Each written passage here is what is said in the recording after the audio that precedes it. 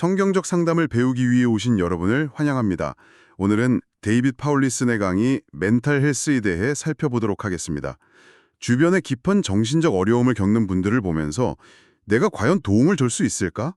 혹은 이런 상황에서 신앙이 정말 의미가 있을까? 하는 그런 막막함이나 무력감을 느껴보신 적 아마 있으실 겁니다. 오늘 저희는 바로 그 질문, 그러니까 극심한 정신적 고통 앞에서 신앙은 어떤 의미가 있고 또 우리는 어떻게 도울 수 있을지에 대해 파울리슨의 깊은 통찰을 바탕으로 함께 이야기 나눠보려고 합니다. 먼저 파울리슨이 주목했던 현대사회의 어떤 경향부터 좀 짚어볼 필요가 있을 것 같아요. 정신건강 문제를 점점 더 이건 순전히 생물학적인 문제다. 뇌의 화학작용 문제다. 이렇게만 보려는 시각이 강해지고 있잖아요. 그러다 보니까 자연스럽게 그렇다면 신앙이나 어떤 영적인 돌봄이 과연 필요한가? 우리가 정말 변화를 만들 수 있나? 이런 회의감이 들기도 하고요. 네, 맞습니다. 근데 파울리스는 바로 그 질문에 대해서 아주 단호하게 그렇다고 답을 합니다. 우리의 신앙은 이 문제와 깊이 관련되어 있고 우리는 외면해서는 안 되고 참여해야 하며 또 의미 있는 변화를 가져올 수 있다. 이런 확신을 보여주는 거죠. 하지만 말씀하신 것처럼 문화적으로는 어차피 저건 뇌의 문제인데 기도나 성경 말씀, 사랑이나 격려 같은 게 무슨 소용이 있겠어? 하는 생각이 꽤 널리 퍼져 있는 것도 사실인 것 같아요. 바로 그 지점에서 파울리스는 굉장히 설득력 있는 실제 사례들을 제시하면서 반론을 펼칩니다. 아주 극단적인 그러니까 생물학적 요인이 명확하게 작용한 경우들을 통해서요. 이르되면 혈관성 치매로 점차 인지 능력을 상실해 가셨던 자신의 어머니 이야기를 해요. 상태가 악화되면서 정말 많은 것을 잊으셨지만요. 돌아가시는 날까지도 기도나 찬송, 또 성경 구절을 들려드리면 반응을 보이셨다는 거죠. 특히 예수님이 함께 계세요. 같이 단순하지만 핵심적인 진리에는 분명한 반응을 보이셨다고 하더라고요. 인지 능력이 저하되었어도 영적인 소통은 가능했다는 거군요. 네. 파울리스는 이걸 성령께서 여전히 그 마음 깊은 곳에서 소통하고 계셨다는 증거로 본 겁니다. 인지 능력과는 다른 차원이 있다는 거죠. 또 다른 예로 말기 에이즈로 인해서 정신착란 증세를 보였던 친구 이야기도 나옵니다. 망상에 시달리면서도 희망이라든지 죄, 그리스도, 죄책감, 용서, 사랑 같은 인간의 근본적인 실존적 주제에 대해서는 여전히 대화가 가능하다는 점을 강조해요. 생물학적 상태가 아무리 심각해도 그 중심에는 여전히 하나님 앞에서 반응하는 인간이 있다는 거네요. 정확합니다. 헌팅턴 무도병을 앓았던 줄리라는 여성의 사례도 아주 인상적이에요. 헌팅턴병은 명확한 유전적 원인이 있고 마흔 이전에 심각한 정신적 기능 저하가 예측되는 병이거든요. 의학적으로 보면 정말 절망적인 상황이죠. 하지만 줄리는 그 운명 앞에서 절망과 희망 사이를 오가면서 삶의 의미, 분노 같은 깊은 내면의 질문들과 씨름했다는 겁니다. 때로는 좀 비합리적인 모습을 보이기도 했지만 중요한 건 그녀와 여전히 대화가 가능했고 관계를 맺을 수 있었다는 점이죠. 그렇군요. 아무리 생물학적인 요인이 강해 보이는 상황이라 할지라도 그 사람의 어떤 인격 자체가 사라지는 건 아니고 여전히 관계나 소통, 그리고 신앙적인 교류가 가능한 영역이 남아있다는 말씀이시네요. 이게 어쩌면 파울리슨이 제시하는 가장 중요한 통찰 중 하나겠네요. 네, 바로 그겁니다. 그래서 파울리스는 여기서 한 걸음 더 나아가서 이런 질문을 던져요. 설령 100번 양보해서 정신질환이 전적으로 생물학적인 문제라고 가정하더라도 물론 그는 이 전제 자체에 동의하지 않습니다만 왜 그것이 신앙적인 돌봄을 배제하는 이유가 되어야 하냐는 거죠. 생각해보면 정말 그러네요. 우리가 암 환자나 큰 수술을 앞둔 사람, 또 사고로 고통받는 사람처럼 명백히 신체적인 어려움을 겪는 분들에게 기도해주고 위로하고 신앙 안에서 힘을 북돋아주잖아요. 신체적 질병에는 신앙적 돌봄이 필요하다고 생각하면서 왜 유독 정신적인 어려움에 대해서는 이건 의학의 영역이니까 우리는 빠져야 한다. 이렇게 생각하는 경향이 있을까요? 파울리스는 바로 그 이분법적인 사고의 한계를 지적하면서 인간을 좀 더 통합적으로 이해할 틀을 제시합니다. 우리 각자는 분명 생물학적 존재죠. 타고난 기질, 유전적 요인 같은 게 있으니까요. 동시에 우리는 특정한 환경과 상황 속에서 상호작용하며 살아가는 존재, 즉 양육이나 경험 같은 것들의 영향도 받고요. 하지만 이 모든 것의 중심에는 스스로 생각하고 느끼며 하나님 앞에서 반응하는 능동적인 마음, 즉 사람, 팔슨, 그 자체가 있다는 겁니다. 여기에 더해서 파울리스는 영적인 차원, 그러니까 눈에 보이지 않는 영적 싸움의 현실도 간과해서는 안 된다고 말해요. 욥의 이야기처럼 사탄 같은 악한 영적 세력이 개인의 고통이나 문화 속에 퍼진 거짓된 사상에 영향을 미칠 수 있다는 성경적 관점을 포함해야 한다는 거죠. 와, 정말 다각적인 관점이네요. 단순히 몸이냐 마음이냐의 문제가 아니라 몸, 마음, 영혼, 관계, 환경, 심지어 영적인 세력까지 다 고려해야 한다는 거군요. 네. 그렇기 때문에 인간의 고통은 결코 단지 생물학적인 문제로만 환원할 수 없다는 겁니다. 이 모든 요소들이 정말 복잡하게 얽혀서 작용하는 거죠. 그래서 신앙적 돌봄은 어떤 상황에서든 필요하고 또 유의미하다는 결론에 이르게 됩니다. 이런 복합성을 인정한다면 우리가 어떻게 도울 수 있을지에 대한 생각도 확실히 달라질 것 같습니다. 파울리스는 이런 다양한 접근법들이 공통적으로 던지는 질문이 있다고 하던데요. 네, 맞습니다. 그는 어떤 종류의 돌봄 접근법이든 그게 세속 심리치료든 정신의학이든 아니면 우리 기독교적 상담이든 결국 세 가지 근본적인 질문에 답해야 한다고 말합니다. 첫째는 진리의 문제입니다. 즉, 이 현상, 이 고통이나 문제 행동을 어떻게 이해하고 설명할 것인가 하는 이해와 설명의 차원이고요. 둘째는 사랑의 문제입니다. 고통받는 사람에게 어떻게 다가가고 관계를 맺을 것인가 하는 돌봄과 관계의 차원이죠. 그리고 셋째는 능력의 문제입니다. 무엇이 실제로 의미 있는 변화를 만들어내는가 하는 효과와 변화의 차원입니다. 파울리스는 우리 기독교인들 역시 이 세 가지 질문 앞에서 똑같이 서 있다고 강조합니다. 그 말씀은 우리가 이건 너무 어렵고 전문적인 문제야 하면서 뒤로 물러설 게 아니라 우리 역시 성경적 진리와 그리스도의 사랑 그리고 성령의 능력이라는 우리만의 답을 가지고 이 질문들에 응답해야 한다는 뜻이겠군요. 바로 그거죠. 우리는 배제될 이유가 전혀 없습니다. 오히려 우리는 이 문제들에 대해서 세상이 줄 수 없는 아주 독특하고 강력한 자원들을 가지고 있거든요. 그런데 현실에서는 많은 그리스도인들이 이런 어려운 문제에 다가서는 것을 좀 주저하거나 두려워하는 것 같습니다. 왜 그럴까요? 파울리스는 그 이유에 대해서도 분석을 했나요? 네, 크게 두 가지 이유를 제시합니다. 첫 번째 이유는 문제 자체가 가진 본질적인 어려움 때문이에요. 극심한 정신적 고통이라는 것은 정말 다루기가 힘들고 마음이 아프고 또 안타깝게도 빠른 해결책이 없는 경우가 많거든요. 때때로 우리는 성견을 문제 해결을 위한 즉각적인 처방전처럼 생각하려는 경향이 있는데 현실의 복잡한 고통 앞에서는 그런 접근이 통하지 않을 때가 많죠. 뭔가 즉각적인 효과를 기대하기 어렵다는 거군요. 네. 그래서 파울리스는 인생이 단거리 경주가 아니라 끝까지 인내하며 달려야 하는 긴 경주와 같다는 점을 받아들여야 한다고 말합니다. 즉각적인 해결이 보이지 않더라도 꾸준히 함께하는 그 인내가 필요하다는 거죠. 두 번째 이유는 역시 앞서 이야기 나눴던 그 세속 문화의 압력 때문이겠군요.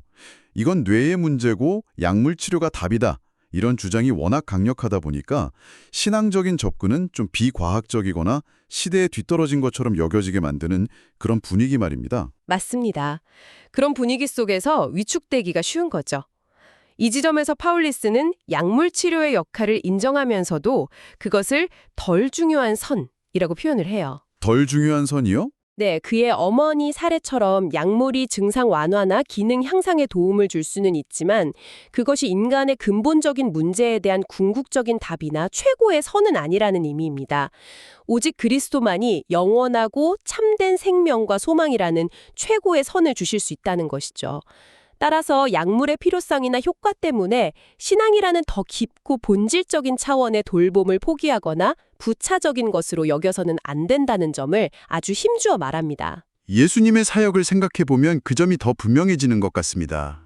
예수님께서 누가복음 4장에서 이사야 61장 말씀을 인용하시면서 자신의 사명을 선포하실 때 가난한 자, 마음 상한 자, 포로된 자, 눈먼 자, 억눌린 자를 언급하셨잖아요. 이런 표현들이 당시 사회에 소요된 이들뿐만 아니라 오늘날 우리가 말하는 극심한 정신적 고통을 겪는 사람들을 분명히 포함하는 것으로 볼 수 있겠네요. 예수님의 관심과 사역의 중심에 그들이 있었다는 거죠. 그렇습니다. 그들은 결코 예수님의 사역에서 제외된 존재들이 아니었습니다. 여기서 파울리스는 아주 중요하고 실제적인 질문을 던집니다. 우리가 이런 어려움을 겪는 이들을 어떻게 불러야 하는가? 아, 호칭 문제 말씀이시군요. 사실 조현병 환자, 우울증 환자 이런 진단명으로 부르기가 쉽잖아요. 네, 하지만 파울리스는 그런 꼬리표 대신에 그들의 이름, 예를 들어 존, 사라, 줄리처럼 불러야 한다고 강조합니다. 왜냐하면 그들은 진단명이 아니라 사람이기 때문이죠. 우리 모두는 정도의 차이는 있지만 고통받고 때로는 남에게 상처를 주기도 하며 삶의 예측 불가능한 어려움에 직면합니다. 극심한 고통을 겪는 이들은 그 정도가 더 깊고 클 뿐이지 우리와 본질적으로 다른 종류의 존재가 아니라는 인식이 중요합니다. 환자라는 틀에 가두는 순간 그 사람의 다른 모든 면모를 보지 못하게 될 위험이 있다는 거군요. 맞습니다. 이와 관련해서 파울리스는 동료 상담가인 에드 웰치의 틀을 빌려서 인간의 다면성을 설명하기도 합니다. 모든 사람 안에는 하나님이 주신 선함, 그러니까 강점이나 은사, 통찰 같은 것이 있고 동시에 어려움, 그가 처한 고난과 시련이 있으며 또한 연약함과 죄성, 즉 타락한 본성이나 결점도 공존한다는 거죠. 그리고 그 모든 것 위에 하나님의 복주심, 기회나 은혜가 있으며 궁극적으로 이 모든 과정에 주님이 함께 하신다는 겁니다. 사람은 이렇게 입체적인 존재인데 정신질환자라는 단 하나의 렌즈로만 보면 이 풍성함을 놓치게 되는 거죠. 사람을 그렇게 전체적으로, 입체적으로 보는 관점이 정말 중요하군요. 이런 관점에서 보면 모든 것은 결국 뇌의 문제다 와 같은 그런 단순한 설명이 얼마나 위험한지 알 수 있겠네요. 파울리슨이 상류하류 비유를 사용해서 이 부분을 설명했다고요? 네, 아주 흥미로운 비유입니다. 하류 다운스트림은 대중적인 차원, 예를 들어 언론이나 일반적인 통념을 의미합니다. 여기서는 정신질환의 원인에 대해 아주 단순하고 심지어 확신에 찬 생물학적 설명들이 넘쳐나는 경향이 있다는 거죠. 마치 모든 것이 다 밝혀진 것처럼요. 하지만 상류 업스트림으로 거슬러 올라가면, 즉 실제 뇌과학이나 정신의학 연구 분야의 전문가들에게 가보면 그들은 훨씬 더 신중하고 겸손한 태도를 보인다는 겁니다. 아, 연구자들은 복잡성을 인정하는데 대중적인 담론에서는 오히려 단순화시켜버리는 경향이 있다는 거군요. 그렇죠. 그들은 뇌와 정신의 관계가 얼마나 복잡한지 잘 알기 때문에 섣불리 모든 것을 뇌 하나로 설명하려 들지 않는다는 거예요. 파울리스는 예일대 정신과 의사이자 작가인 찰스 바버의 말을 인용하는데요. 바버는 유전자와 환경의 상호작용을 무한히 복잡한 대화 혹은 변증법적 춤이라고 표현했습니다. 이 두 가지 요소만 고려해도 인간의 마음과 행동을 이해하는 것은 이미 지극히 어렵다는 뜻이죠. 그런데 파울리스는 여기에 기독교적인 세계관을 통해서 세 가지 요소를 더 추가해야 한다고 말합니다. 첫째는 성경이 말하는 만물보다 거짓되고 심히 부패한 인간의 마음이죠. 예레미야 17.9절 말씀처럼요. 둘째는 거짓말쟁이요 살인자인 사탄, 즉 악한 영적 존재의 실제적인 영향력입니다. 셋째는 인간이 다 헤아릴 수 없는 깊고 오묘한 하나님의 경륜입니다. 그러니까 생물학, 환경, 마음, 사탄, 그리고 하나님의 경륜까지 5가지네요. 네, 이 5가지 요소가 서로 얽혀 상호작용한다고 생각하면 그 복잡성은 정말 상상을 초월하게 됩니다. 따라서 우리는 모든 것을 완벽하게 설명할 수 있다는 생각 자체를 버려야 합니다. 그럴 필요도 없고 그럴 수도 없다는 것을 인정하는 겸손함이 필요하다는 거죠. 모든 것을 설명할 수 없다는 것을 인정하는 것. 어쩌면 그것이 우리가 도움을 시작할 수 있는 첫걸음일 수도 있겠네요. 그렇다면 반대로 우리가 기독교인으로서 이런 어려운 상황에 있는 사람들에게 약속하지 않는 것은 무엇일까요? 섣부른 약속은 오히려 해가 될 수 있으니까요. 아주 중요한 질문입니다. 파울리슨에 따르면 우리는 모든 것을 완벽하게 설명해주겠다거나 이 문제를 완전히 그리고 영구적으로 해결해주겠다고 약속하지 않습니다. 생각해보면 예수님 때서도 이 땅에 계실 때 모든 사람의 모든 육체적, 정신적 문제를 영구적으로 해결하시지는 않았잖아요. 병고침을 받은 사람도 결국에는 죽음을 맞이했고 제자들조차 여전히 인간적인 연약함과 씨름했죠. 예수 믿으면 모든 문제가 다 사라진다는 식의 값싼 복음은 현실과 맞지 않고 오히려 더 큰 실망을 안겨줄 수 있다는 거군요. 맞습니다. 그래서 파울리스는 과소약속, 초과달성, 언더프로미스, 오버딜리버라는 필연을 씁니다. 아, 그 표현이요. 그러니까 모든 걸 고쳐주겠다고 장담은 못하지만 실제로 우리가 줄 수 있는 건 훨씬 더 크다는 의미인가요? 네. 우리가 모든 것을 고치거나 설명한다고 장담하지는 않지만 그리스도 안에서 우리가 제공할 수 있는 것은 세상에 결코 줄 수 없는 매우 귀하고 실제적인 것들이라는 의미입니다. 몇 가지 구체적인 예를 들어볼 수 있을 것 같아요. 첫째는 소속감과 환대입니다. 극심한 정신적 고통은 종종 깊은 외로움과 사회적 고립을 동반하잖아요. 교회 공동체는 진심으로 당신은 홍자가 아닙니다. 여기 당신의 자리가 있습니다. 당신은 우리와 함께할 수 있습니다. 라고 말하며 환영하고 받아들일 수 있습니다. 이것은 정말 엄청난 힘이 되거든요. 둘째는 자비와 용서입니다. 세상은 종종 실수와 연약함에 대해 가혹하게 판단하지만 우리는 그리스도의 십자가를 통해 값없이 주어진 용서와 자비를 경험했고 그 자비를 흘려보낼 수 있습니다. 판단이 아닌 긍휼로 다가갈 수 있다는 것이죠. 소속감과 환대, 자비와 용서, 정말 중요하네요. 네, 그리고 셋째는 흔들리지 않는 희망입니다. 상황이 아무리 절망적으로 보일지라도 우리는 이 세상 너머에 영원한 소망, 부활의 소망을 제시할 수 있습니다. 이건 세상이 주는 일시적인 위로와는 정말 차원이 다른 희망이죠. 넷째는 안전한 피난처입니다.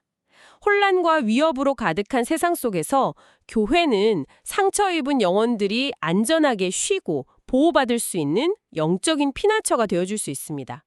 마지막으로 어쩌면 가장 중요한 것일 수도 있는데 사랑할 수 있는 힘입니다. 많은 정신적 어려움의 뿌리에는 사랑의 부재 혹은 왜곡된 사랑이 있거든요. 우리는 하나님의 무조건적인 사랑을 경험하고 그 힘으로 다른 사람을 진정으로 사랑하는 법을 배우고 실천하도록 도울 수 있습니다. 파울리슨이 언급했던 존의 사례가 이걸 잘 보여줍니다. 자신이 세례자 요한이라고 믿었던 그는 교회 공동체 안에서 구체적인 섬김의 역할, 예를 들어 주일 예배 준비 같은 걸 맡고 사람들과 꾸준히 관계를 맺어가면서 점차 자신의 정체성을 찾아갔습니다. 공동체 안에서의 소속감과 역할, 그리고 관계 맺음 자체가 치유의 중요한 통로가 된 것이죠. 정말 그렇네요.